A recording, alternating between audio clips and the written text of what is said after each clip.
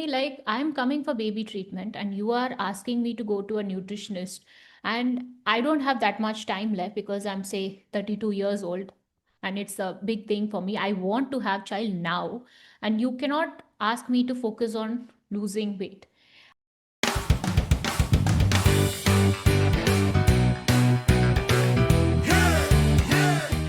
So, what are we going to do for today's episode?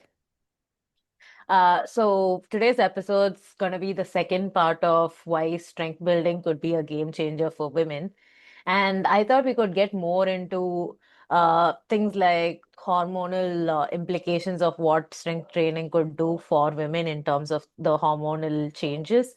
Uh, but before that, I wanted to ask you from your perspective, personal or professional, how did you kind of first come across strength training as a concept? I think for me, strength training initially was like very scary because when I was an undergrad, gyms were not a thing. And I think the only thing that was famous at that time was aerobics and doing this, gymnast sort of an exercise where we are made to do. And we thought, okay, that was good for us. So, and I was also, as I said in the previous episodes, I was not a big sports girl or like big exercise girl because I was thin. But eventually, what happened is there came a time when I did my blood work and I got energy, and I wanted to use that energy. And then I got into sports, so tennis, running, and climbing, and all of that. But one thing that frequently happened to me was a lot of knee injury and ankle injury and ligament tears, and this kind of keep happening often. And what happens is, say if I go for a run 2 days in a row, the third day I used to have knee cramps or a knee pain, so it used to creak or sometimes used to swell up.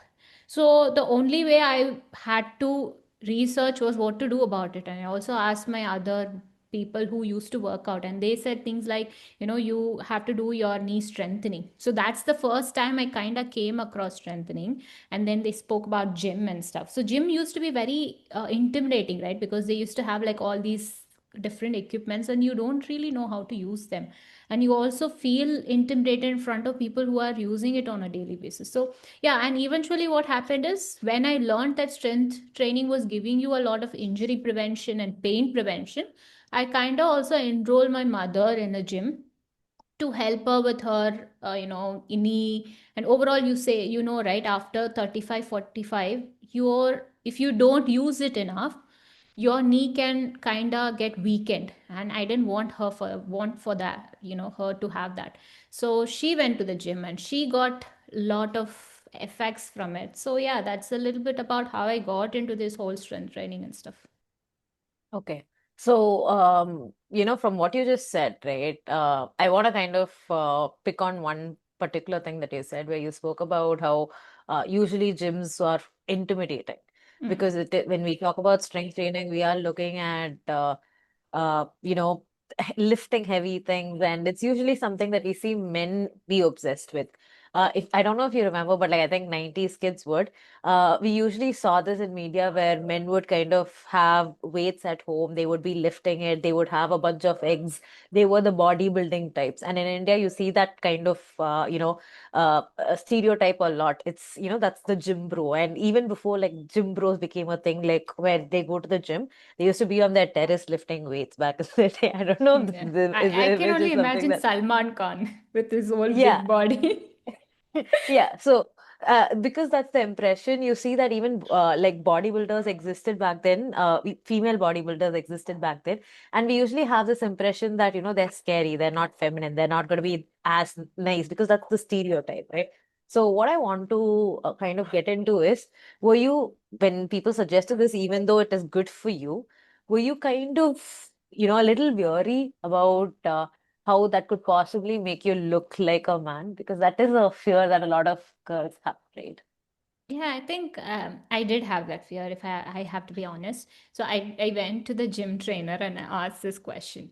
Okay, so I said, brother, like, if I do all of this, would I become like very, very big and very muscly and I would like a man? I don't want that. And then, what he said, he showed me few of the boys in the gym.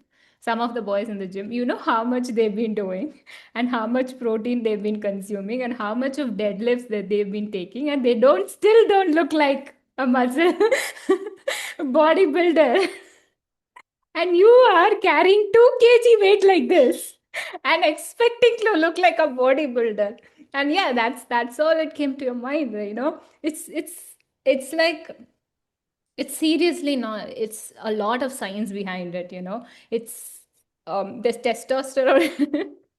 The testosterone increase is not, it's a lot of myth around it. One thing is, first it comes to your choice, right?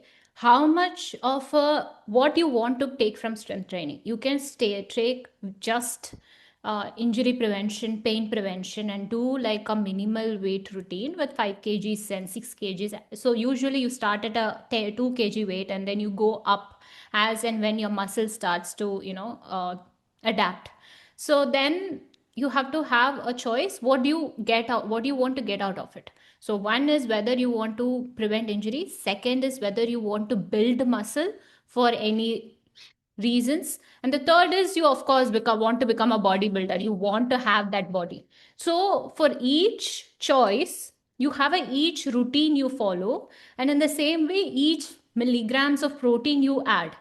Okay, so say if you're gonna lift like those big bodybuilding competitions, you're gonna lift the amount of protein they eat is gonna be much more than somebody who's lifting like small 5 kgs and 10 kgs in the gym, right? And in the same way with the hormones, with the testosterone, right, there's a lot of myth around it. Have you heard about it, these hormone? Yeah, so that was going to be my next question. So, when we're making outwardly changes, when our muscles are becoming more toned, more defined, and stronger, this also means that this is going to reflect in our internal system. So, what happens to our hormones? So, we have testosterone, which is something that gets stimulated a lot during workouts. You get to feel good, all that's there. But then we women have, estrogen and progesterone to kind of take care of. So, would this influence our monthly cycle in any way? Should we be concerned about that? Yeah, I think another part of this whole strength training is that this, when you're working out, like you said, there's a small surge in testosterone because that's the one that gives us the energy boost and also the feel good and all of that. And also it hacks on the muscle building as well. In the process of muscle building, it has a component to work. But the thing is, we have, as a woman, have a ratio of hormones in 1 is to 20 ratio. So 1% of male hormones, 20 percentage of female hormones. So when we are having a slight increase in that hormone levels, it's not going to do much for us because we have a predominant increase in female hormones. And also the surge that happens is very insignificant, that it tends to last for hours and minutes or hours to minutes, and it's not really doing anything much to us in terms of a physical conditions or a physical reaction. So yeah, that's something that I really want the listeners to know, is that it's a big myth and we really don't have to worry about it because we have our female hormones with us. That's actually like a nice offer for our body, right? You get your uh, muscles stronger, but at the same time, your hormones are not getting messed up. But this leads me to kind of talk about people with messed up hormones, like in the case of, let's say, PCOS or some other, reproductive health issue where they're currently struggling with infertility or something along those lines, right? Irregular periods. So in this case, will it make it worse? Because I know for a fact, like with PCOS, women struggle with facial hair. So there is a Mhm. testosterone, dysfunction that's happening, right? So will this kind of affect them? Hmm. I think there's a good study that was done with women with PCOS. So one thing is what they did was, in one of the group they gave strength training alone. The other group they gave aerobics with strength training, and I think there was another group with aerobics alone, I guess. Yeah, So so one was combined, one was, single just strength resistance. trainings Yeah, and single aerobics, three groups. yeah, So yeah. what they found was people with aerobics and strength training had a predominant changes in their hormone regulation compared to the other two groups. So, which comes to the question, does that mean strength training is bad for PCOS? So, when, as a topic, as right now, what we are talking about is for people with regulated, who have normal periods and normal regulated hormones, who don't have any endocrine issues. But people who do have endocrine issue, their story is completely different. So, it is not that it is bad, but they have other things to take care of first before coming to strength training. Because what happens is, I was working with this center, IVF center in Vellore, and then this woman came to me, and then it was a like her treatment. She was been looking for a baby treatment for a long, long time. She's going from hospital to hospital, and I think every hospital people have been asking her to lose weight. So they've been sending her to a nutritionist, giving her a diet plan, exercise plan. So every time she comes, so because I was a psychologist, people will come and tell me what's really happening, and they used to leave the frustration onto me. And she was telling me like, I'm coming for baby treatment, and you are asking me to go to a nutritionist, and I don't have that much time left because I'm say 32 years old, and it's a big thing for me. I want to have child now, and you cannot ask me to focus on losing weight. And she goes through so much of low mood. She's not able to have proper intimacy with her partner, and her husband is also blaming her like, I've been telling you to do this and you are giving money to someone else and taking this treatment. So if you can actually see the psychological state of a woman who is, even whether they are looking for a baby or not looking for a baby, having periods being irregular is much of a stress.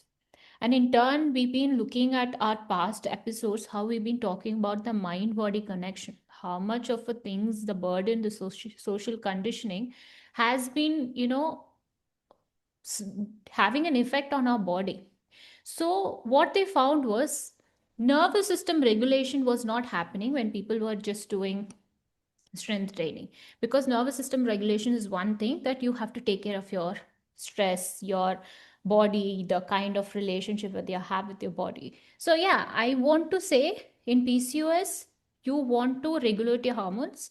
First take care of yourself, your body, your mind, the relationship you have with the body, and then we will come back to strength training. It's of course going to be good for you. The hormone surge is not going to be bad for you, because actually the hormone is going to be regulated rather than increased. So what happens is the surge, the rhythm that's happening with the estrogen going down and progesterone going high during the time that you are making babies, making eggs, that regulation is going to be much more stabilized over time when you're doing strength training. But before that, you need to also take care of your other aspects before you come to strength training. Do you understand where I'm going with this? Yeah, I think like stress management is something we want to do as a separate episode for this reason, Hmm. because as much as we want to talk about physical health, if your cortisol levels are very high, if you're stressed out about so many things to be stressed out about, so things are not gonna, your body is not gonna be reacting in the same way a healthy body is going to be reacting. You are, you need to first calm down so that your body can actually naturally heal itself. That's another thing. Our body is capable of healing itself if we just listen to it. So even if we're not planning to have babies in the next whatever months, I think it's important to consider this as like a way to regulate our life. The younger we do it, the better. Because when you look at inflammation and when you look at the way that your nervous system load works, right? You see that allostatic load is something that kind of accumulates over time. So this whole idea of you kind of dealing with it differently when you're young is attached to age is pretty wrong to think about, because it's not just age, it's also that your body is fresh at that point in time. There's no stress that's built up still. But then as you're experiencing stress, it's important to kind of learn how to deal with it, so that even when you're like 30, 40, 50, 60, you're able to like continue. So this is not just to do with reproductive health, it's also something to do with your overall quality of life.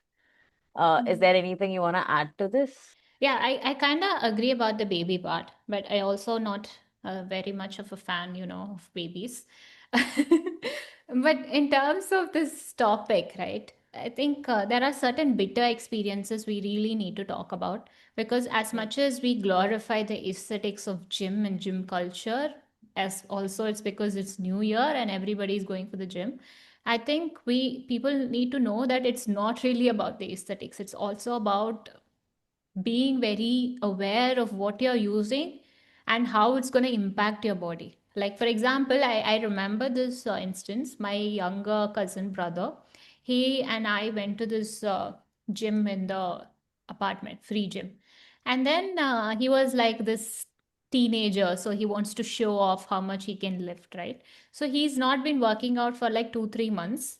And he's been working out before with a lot of weight, and then there was a gap because of exams and stuff. And then there he put the whole set of weights that's there. He tried to lift that.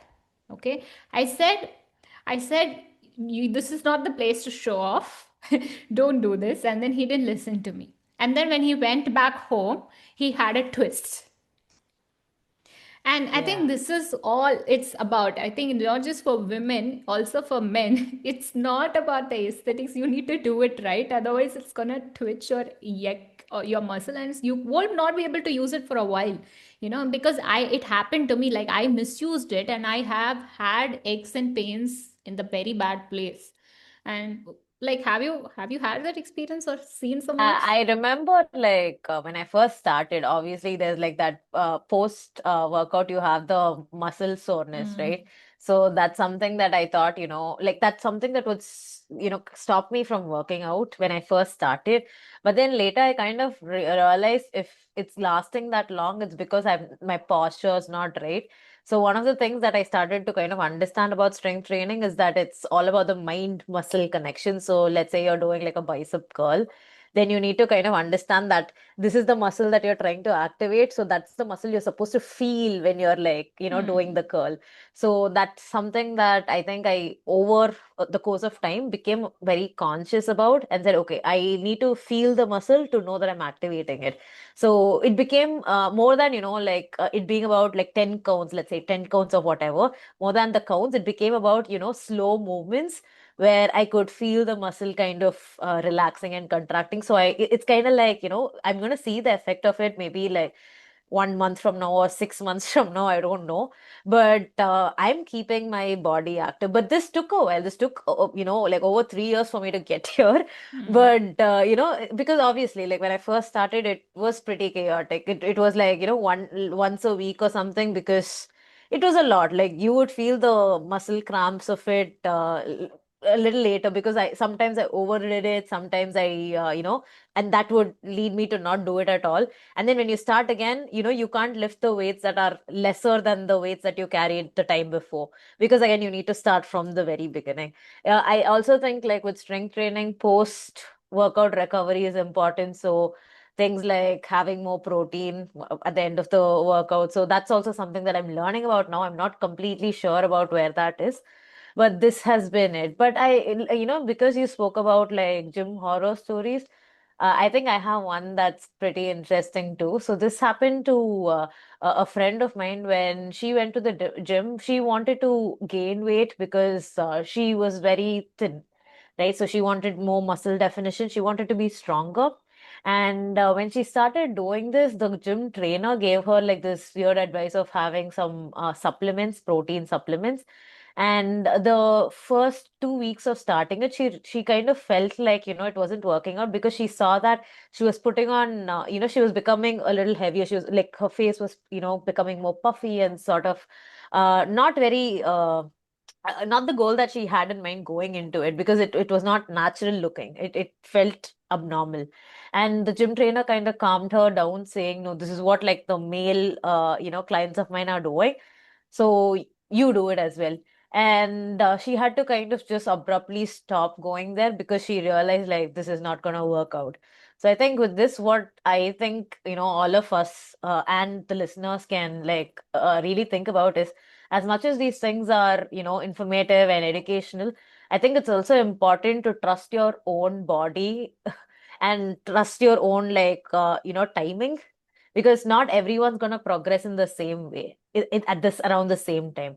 So if you are starting something new, understand that your body is going to respond to it probably very differently from someone who is doing having this going through the exact same journey as you, because we are different by default, and that's okay, and that's normal. Anything you want to add to this, Anne? So I think you were talking about posture, right? The posture is something that it really is something that people need to know, because I think the first time I actually went to the gym and I was like taking it's just 2 kgs, it's not like a heavy weight. And people used to tell me to do 10 in one rep, right? So, and then we're like, it's so weightless. You can just do 1, 2, 3, 4, 5, 6, 7, 8, 9, 10. And then I was like, why people are so focused on making it so slow? But the whole point is when you are not doing it properly, there's like a lot of things that's working underneath your skin, which is going in a specific order. And that's something that we kind of don't take it into consideration. And I think this has also happened with my mom. She went to the gym, and then the trainer was not good at all. So, and then she, because somebody who's like 45 and 50 who's not ever gone to the gym for the first time, they need to know how to do it, right? And she kind of twisted her some of the nerves that was going, and then she had to get treated and physio and many years, and then she stopped to the all going to the gym altogether because she was scared. And I think that has happened to a lot of people. And I think it's just because people are saying take this supplement, the influencers are doing it, or it is not going to be good for your body unless you know what is good for your body. You need to be taking baby steps, need to know what is right for you, not just take everything and try it on yourself like skincare. Consumption is more scarier. And I I think think this is something that I want to tell the listeners. Yeah. even with skincare, they tell us no, like do like a small swatch and then Patch see. test, huh? Yeah, yeah. So I think if that's there for skincare, might as well like do that for the gym as well, because that's also self-care and it can go wrong. So start very slow. That's a very good advice, actually. Go ahead. Yeah, and I think for the listeners, you really need to, I really want to reinforce what Pauline has said, is that please trust how your body is. Trust how, if you want to take care of your body, you need to know your body, take it baby steps, be really careful on what you're consuming, what you're taking, and really trust your gut, whether this is a good decision for you or not. And I think that's all I want to like tell about this whole thing. I think, this is like a very exciting conversation also because of how this is a new sort of conversation. We talk about how gyms are good. We don't talk about the how they're sometimes wrongly glorified, because for there are horror stories in the gym as well. And I think we want to have that conversation just so it doesn't scare people away, because these are things, it's only the good side of it that we hear or talk about. But I think this is a conversation that needs to happen as well, just so we can avoid such things for ourselves in the future. So we would like to kind of reach out to the listeners now and ask you, are there any like stories that you have from the gym that you would like to share? If so, please, you can either reach out to us on email, or you can just leave comments below. We would like to kind of understand you guys better as well. Yeah, I So think we are trying to build a community where we are helping each other out. So if there's any stories that's gonna, help new gym goers of any form, do tell us in the comments. So we will talk about it when the time comes, or other people can read it and get better. yeah, Yeah.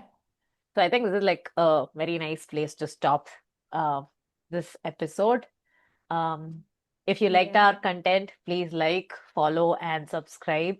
Uh, this kind of gives us a lot of encouragement to keep moving forward. So until next time, bye. Bye. Tata.